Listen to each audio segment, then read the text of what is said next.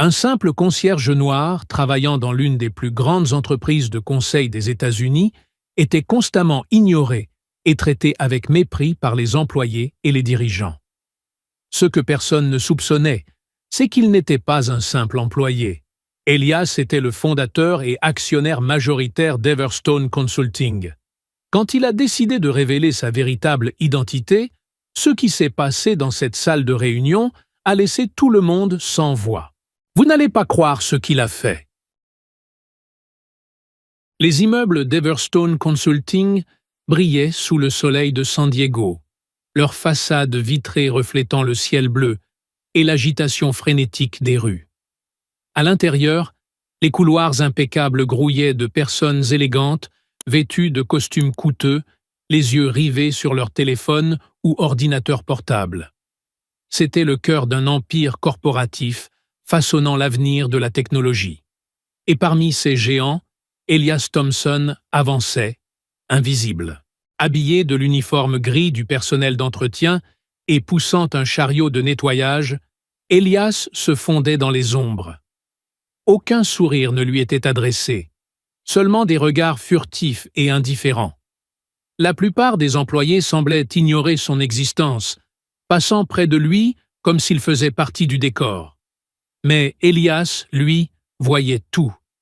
Il observait chaque détail, chaque expression d'arrogance ou de précipitation, chaque rire étouffé dans les coins. Les murs, qu'il avait lui-même contribué à financer, lui semblaient désormais froids, dépourvus de l'esprit collaboratif et humain qu'il avait rêvé d'instaurer en fondant l'entreprise, des années auparavant. Un autre déversement dans le couloir 7 annonça une voix rauque à la radio. C'était M. Wilson, un autre employé d'entretien, un homme âgé, toujours épuisé. Elias répondit par un signe de tête discret et se dirigea vers le lieu indiqué, tout en entendant les ricanements de jeunes employés. « Ces gars-là, ils ne sont bons qu'à nettoyer nos saletés », lança l'un d'eux, pensant que personne ne l'avait entendu. Ce commentaire blessa Elias, non seulement à cause de ses paroles, mais parce qu'il révélait une vérité amère. Quelque chose d'essentiel s'était profondément dégradé. Après des années d'absence pour des raisons de santé, Elias était revenu sous couverture pour évaluer si son entreprise respectait toujours les valeurs qu'il chérissait. Il avait fondé Everstone avec l'idée d'en faire un lieu d'inclusion et d'innovation. Mais en cet instant, il réalisa que son rêve s'était transformé en une machine impitoyable, écrasant des vies. Dans la cafétéria, tandis que les cadres déjeunaient sur des tables en marbre éclatantes, Elias engagea la conversation avec Rosa, une cuisinière qui lavait des assiettes. « Alors, Rosa, comment ça se passe ici ?» demanda-t-il, d'un ton mêlant curiosité et empathie. « Oh, comme d'habitude » répondit-elle sans lever les yeux de l'évier. « On bosse dur, mais personne ne le voit. Personne ne s'en soucie. Il ne nous parle que pour se plaindre. » Ces mots frappèrent Elias comme un coup de poing. Il savait qu'il faudrait agir pour changer cela. Mais pas encore. Pas maintenant. Il devait d'abord comprendre l'ampleur du problème avant de passer à l'action. Ce soir-là, alors qu'il nettoyait les couloirs du dernier étage, celui réservé aux dirigeants, Elias passa devant la salle de conférence principale. À l'intérieur, 3 cadres discutaient de stratégie. Le nouveau plan de réduction des coûts permettra de diminuer de 20% les dépenses liées aux équipes de soutien, expliqua l'un d'eux en faisant tourner un graphique sur l'écran. « Parfait. Ça améliorera nos chiffres pour les investisseurs, » répondit un autre, avec un sourire satisfait. Elias s'arrêta un instant, observant à travers la porte entrebâillée. Un poids se posa sur sa poitrine. Il parlait de personnes comme Rosa et Wilson, celles qui portaient l'entreprise à bout de bras, comme si elles n'étaient que des statistiques jetables. Le lendemain matin, en poussant son chariot dans le hall, Elias croisa Thomas, le vigile de l'immeuble. Thomas était un jeune homme poli, toujours souriant, mais rarement écouté par ceux qui ne faisaient pas partie de son milieu. « Bonjour, monsieur. Comment allez-vous aujourd'hui » salua Thomas. « Mieux maintenant, en voyant qu'au moins une personne ici a l'habitude d'être aimable, » répondit Elias avec un sourire. Thomas rit, un peu gêné. Comme disait ma mère, ça ne coûte rien d'être gentil. Mais ici, on dirait que tout le monde ne pense pas pareil. Ces échanges renforçaient la conviction d'Elias. Quelque chose d'essentiel s'était perdu chez Everstone. Chaque interaction alimentait une flamme en lui, un désir de récupérer l'esprit de l'entreprise qu'il avait imaginé, où chaque personne, quel que soit son rôle, aurait une valeur. Ce soir-là, dans un modeste appartement qu'il avait loué, Elias s'assit à une table improvisée et sortit un document d'un tiroir. C'était une liste de valeurs qu'il avait écrite au lancement de l'entreprise 2 décennies plus tôt. Collaboration, respect, innovation avec du sens. Il lut ces mots en silence, le regard fixé sur la feuille, plongé dans ses pensées. Les jours passaient chez Everstone Consulting, et Elias continuait à pousser son chariot de nettoyage dans les couloirs impeccables. À chaque coin de couloir, dans chaque salle qu'il nettoyait, il percevait ce qu'il y avait de pire dans cet environnement qu'il avait un jour rêvé comme un modèle de collaboration et de respect. Désormais, tout semblait tourner autour d'égos démesurés et d'une compétitivité impitoyable. Au sommet de cette hiérarchie se trouvait Laura Grant, la PDG, toujours impeccablement habillée dans des tailleurs qui respiraient le pouvoir. Laura imposait une présence qui rendait l'air plus lourd à chaque fois qu'elle entrait dans une pièce. Ses yeux froids balayèrent les visages autour d'elle sans jamais s'attarder longtemps. Elle parlait avec une autorité qui ne laissait aucune place à l'hésitation ou à l'erreur. « Alors, c'est ça ?» lâcha Laura d'un ton tranchant lors d'une réunion qu'Elias entendit depuis le couloir voisin. « On verse des primes à ces gens, et tout ce qu'on obtient en retour, c'est de la médiocrité. Je veux que cette équipe marketing soit restructurée, rapidement. » À ses côtés, Marcus Hayes, le directeur des opérations, émit un rire sec, manifestant son approbation. Marcus, un homme grand et droit, affichait constamment une expression dédaigneuse, comme s'il jugeait le monde de haut en bas. « Je suis tout à fait d'accord, Laura, » répondit-il en passant une main dans ses cheveux soigneusement coiffés. « Et même, on devrait envisager de supprimer certains postes en doublon dans le support. Ce département est surdimensionné et représente une dépense inutile. » Elias, arrêté dans le couloir, faisait semblant de vider une corbeille. Il peinait à croire ce qu'il entendait. Le support technique, essentiel pour assurer le bon fonctionnement de l'entreprise, était composé de personnes en première ligne pour résoudre les problèmes critiques. Et pourtant, Laura et Marcus en parlaient comme d'un fardeau inutile. « Ces coupes vont nous permettre d'investir là où cela compte vraiment », poursuivit Laura avec un léger sourire qui ne parvint pas à atteindre ses yeux. « Les investisseurs apprécient l'efficacité et je veux leur montrer que nous ne plaisantons pas. » Quand la réunion prit fin, les 2 dirigeants quittèrent la salle. Laura tenait un dossier noir sous le bras, avançant d'un pas ferme et calculé. Dans le couloir, un jeune assistant administratif nommé Kevin croisa leur chemin, les bras chargés de documents, une goutte de sueur perlant sur son front. « Excusez-moi, Madame Grant, » dit-il précipitamment, visiblement nerveux. « J'ai ici les rapports que M. Hayes a demandés. » Laura ne ralentit même pas. Elle lança un regard rapide dans sa direction avant de répondre. « Posez-les sur mon bureau. Je n'ai pas le temps pour ça maintenant. » Marcus, quant à lui, secoua la tête d'un air irrité, comme si la simple présence du jeune homme constituait une distraction. Kevin resta immobile quelques secondes, fixant le sol. Les papiers qu'il tenait tremblaient légèrement entre ses mains. Elias, qui observait la scène à distance, vit le jeune homme se reprendre et s'éloigner dans le couloir, mais avec les épaules affaissées, comme s'il portait un fardeau bien plus lourd que les dossiers. Plus tard, à la cafétéria, Elias retrouva Rosa, la cuisinière. Elle semblait fatiguée, mais, en voyant Elias, elle s'arrêta pour lui parler. « Tu as vu Kevin aujourd'hui ?» Le pauvre garçon avait l'air complètement abattu. « Ses chefs n'ont aucun respect, » dit Rosa en posant un bol de fruits sur un plateau. « Ils pensent que tout le monde ici est remplaçable. »« Oui, Je l'ai vu, répondit Elias, essayant de garder un ton neutre. C'est toujours comme ça?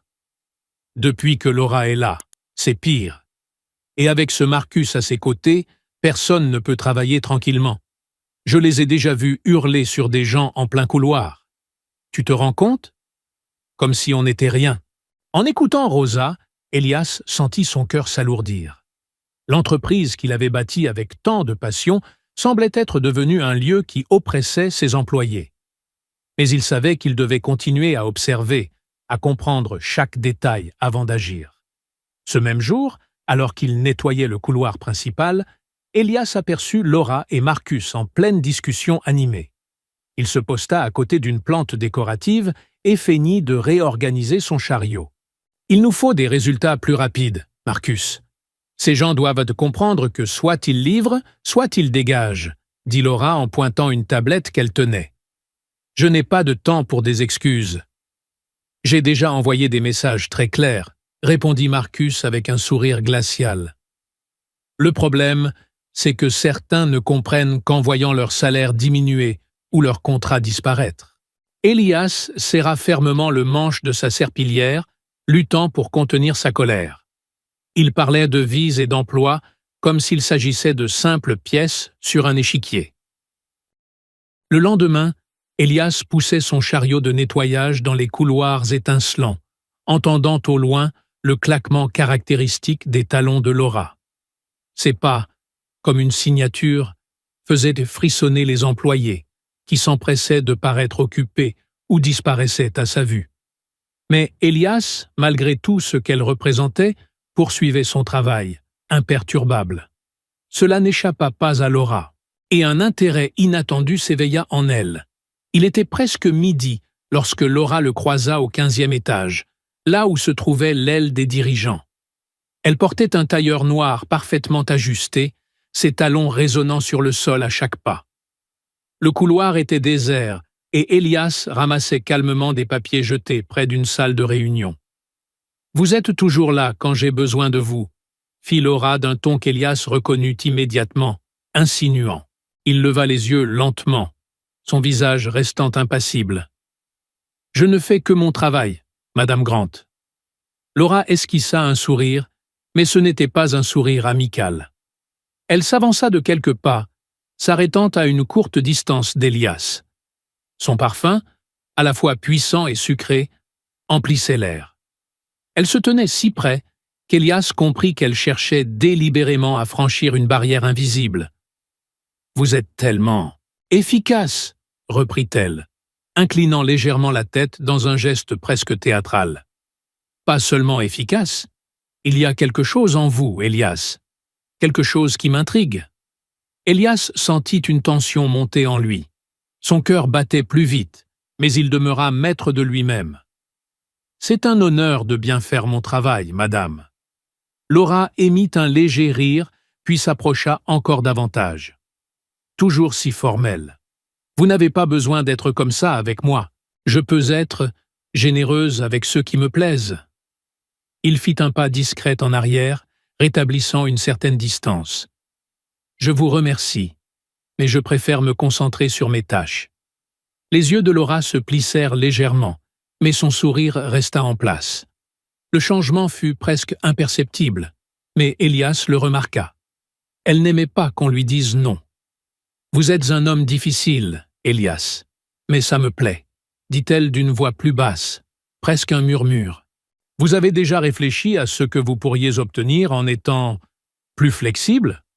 La vie peut devenir tellement plus simple avec les bonnes connexions. » Elias croisa enfin son regard, calmement mais avec une détermination silencieuse. « Je préfère gagner ce que j'ai par mon propre mérite, Madame Grant. » Le sourire de Laura s'effaça complètement. Pendant quelques secondes, le silence du couloir devint oppressant. Elias pouvait voir dans son regard une lutte intérieure, un mélange d'incrédulité et de colère. Lorsqu'elle parla à nouveau, sa voix était chargée de sarcasme et d'une froide malveillance. « C'est ça? Vous me rejetez ?» dit-elle en avançant d'un pas, comme pour l'intimider. « Vous savez qui je suis? Vous avez idée à quel point il est rare que je fasse ce genre de proposition? J'ai le pouvoir. Si je dis que vous m'avez harcelé, vous finissez en prison. » Elle le défia du regard, attendant une réaction. Mais Elias, fidèle à lui-même, répondit d'un ton posé. « Je ne ferai jamais une chose pareille. » La vérité finit toujours par triompher. Laura éclata d'un rire cynique. « La vérité? C'est moi qui crée la vérité. Et si je le décide, vous serez en prison avant la fin de la semaine. » Elle croisa les bras, inclinant légèrement la tête, son regard transperçant Elias avec une intensité glaciale. « Vous allez regretter ça, » déclara-t-elle d'une voix coupante.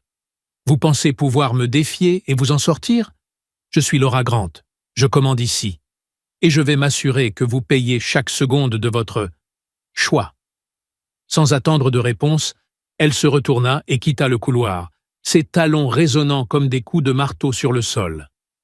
Elias resta immobile, le regard fixé dans sa direction.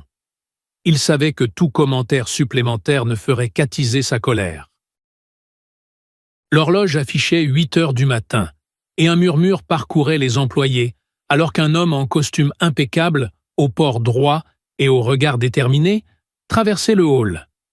Elias Thompson, désormais habillé comme le véritable fondateur et actionnaire majoritaire d'Everstone Consulting, marchait d'un pas assuré. La veille avait été la goutte de trop, et il savait qu'il devait s'imposer. Son costume bleu marine parfaitement ajusté et sa cravate de soie soulignaient sa présence imposante. Une aura d'autorité émanait de lui, et le silence tombait sur son passage. Il n'était plus le concierge invisible. Aujourd'hui, il était l'homme que tous reconnaîtraient comme le leader qu'il avait toujours été. Il entra dans l'ascenseur et appuya sur le bouton pour le dernier étage, là où se trouvait la salle des réunions des dirigeants.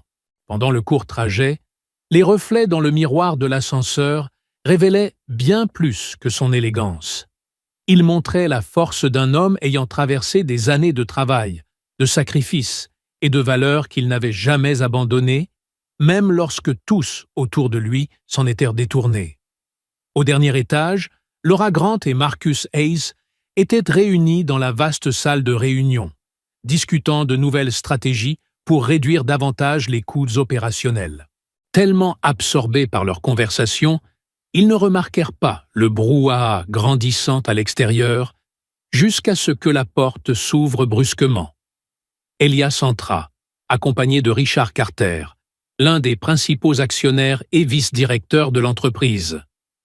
La porte s'ouvrit avec fracas, interrompant Marcus. Tous les regards se tournèrent vers l'entrée. Elias avançait d'un pas ferme, suivi de Richard. Un silence glacial envahit la pièce. Laura plissa les yeux, perplexe, tandis que Marcus jetait des regards hésitants entre les deux hommes, essayant de comprendre ce qui se passait. « Qui pensez-vous être? Vous ne pouvez pas entrer ici sans autorisation !» lança Marcus d'un ton méprisant. Richard croisa les bras et fixa Laura avec sérieux avant de déclarer d'une voix grave. « Laura, Marcus, je crois qu'il est temps que vous sachiez qui est cet homme. Permettez-moi de vous le présenter formellement. Voici Elias Thompson, le fondateur et actionnaire majoritaire d'Everstone Consulting. » Un murmure incrédule parcourut la salle. Les cadres échangèrent des regards abasourdis, tandis que Laura pâlissait, ses lèvres remuant sans émettre un son. Marcus tenta de se lever, mais il semblait cloué à son siège. « Ah, attendez !» balbutia Laura en tentant de reprendre contenance. « C'est une blague, n'est-ce pas, Elias Thompson? Ce n'est pas possible que ce soit lui. »« C'est pourtant lui, » trancha Richard avec fermeté. « Et il est ici pour reprendre le contrôle de l'entreprise qu'il a construite. » Elias prit la parole, sa voix profonde remplissant la salle. « Mesdames et messieurs, pendant des mois, j'ai observé ce que vous avez fait de cette entreprise. J'ai vu les valeurs que j'ai établies pour Everstone être piétinées. J'ai vu comment vous avez humilié les employés, manipulé vos pouvoirs et abusé de vos positions. » Laura se leva brusquement. « Attendez une minute! Vous ne pouvez pas simplement entrer ici et commencer à proférer des accusations absurdes. Je suis la PDG de cette entreprise. Elias esquissa un sourire maîtrisé, mais son ton était implacable. Vous l'étiez. À partir d'aujourd'hui, ce n'est plus le cas. Le visage de Laura se décomposa. C'est impossible. J'ai un contrat, le soutien du conseil. Je suis le conseil, coupa Elias, sa voix tranchante comme une lame. Il ouvrit un dossier et posa un document sur la table. Voici les preuves de vos agissements, allant des coupes arbitraires qui ont nui à des départements clés jusqu'aux intimidations et harcèlements que vous avez pratiqués. Et ce n'est pas tout. J'ai suffisamment d'éléments pour garantir que vous fassiez face aux conséquences légales de vos actes. Laura recula d'un pas, les mains tremblantes. Elle tourna un regard suppliant vers Marcus. « Dis quelque chose !» s'écria-t-elle, désespérée. Marcus tenta de bredouiller une réponse, mais Elias l'interrompit. « Quant à vous, Marcus, votre complicité ne sera pas ignorée. J'ai transmis vos actions à notre département juridique. Votre licenciement est immédiat, et des poursuites seront engagées contre vous également. » Le visage de Marcus vira au rouge. « C'est insensé! Vous ne pouvez pas faire ça !»« Je peux, et c'est déjà fait, » répliqua Elias, sans élever la voix, mais avec une autorité incontestable. Laura tenta un dernier recours, s'approchant d'Elias. « Elias, écoutez-moi, on peut trouver une solution. J'étais perdu. Peut-être que j'ai fait des erreurs, mais je peux changer. Vous n'avez pas besoin de faire ça. » Elias la fixa, son regard ferme mais dépourvu de colère. « La confiance, Laura, ça se gagne. Et vous avez détruit toutes les chances de la retrouver. Cette entreprise a été construite pour être un lieu de respect et de croissance. Sous votre direction, elle est devenue un endroit de peur et d'exploitation. Cela prend fin aujourd'hui. » Laura, à court de mots, s'effondra sur sa chaise, tandis que Marcus évitait son regard, vaincu. Après la réunion, Elias s'adressa à l'ensemble de l'équipe réunie dans le hall principal. Il monta sur une petite estrade, son regard déterminé. « Everstone Consulting a été fondé sur des valeurs de justice, de respect et de collaboration. Ces derniers mois, ces valeurs ont été négligées, mais je suis ici pour m'assurer que cela ne se reproduise plus jamais. Sous ma direction, nous reconstruirons ensemble ce qui a été perdu. Vous n'êtes pas seul. Vous êtes l'âme de cette entreprise. » Les applaudissements, d'abord timides, éclatèrent bientôt dans toute la salle. Pour la première fois depuis longtemps, une lueur d'espoir brillait dans les yeux des employés. Sous la direction d'Elias Thompson, Everstone Consulting connut une transformation profonde et inspirante. Les politiques abusives furent abolies, remplacées par des initiatives plaçant les employés au cœur des préoccupations. Des membres comme Rosa, autrefois invisibles, reçurent enfin la reconnaissance et les opportunités qu'ils méritaient. Un an plus tard, Everstone fut classé parmi les meilleures entreprises où travailler à San Diego. Everstone Consulting avait renaît, prête à bâtir un avenir encore plus radieux. Et vous, avez-vous déjà été sous-estimé ou connaissez-vous quelqu'un qui a vécu une expérience similaire? Partagez votre histoire dans les commentaires. Si cette histoire peut inspirer quelqu'un, partagez-la avec vos proches. Ensemble, diffusons des récits porteurs de sens.